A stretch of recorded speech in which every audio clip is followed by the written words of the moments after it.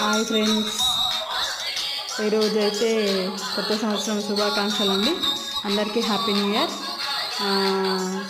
ఈరోజు అయితే 2 గంటలకి ఈ పూజ ఇలా చేద్దాము, బ్రహ్మముహూర్తంలో పూజ చేద్దామని అనేసి ఈరోజైతే మేము కొత్త ఇంట్లోకి షిఫ్ట్ అయ్యాము. మళ్ళీ దాంట్లో ఒకటి ఏంటంటే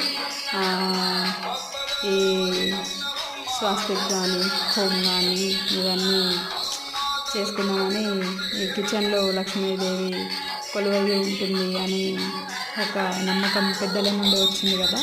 అందుకని చెప్పేసి ఇక ఇలా అయితే రెడీ చేశాను. మీకు నచ్చిందో నచ్చలేదో తెలియదు, కానీ లైక్ అయితే చేయట్లేదు.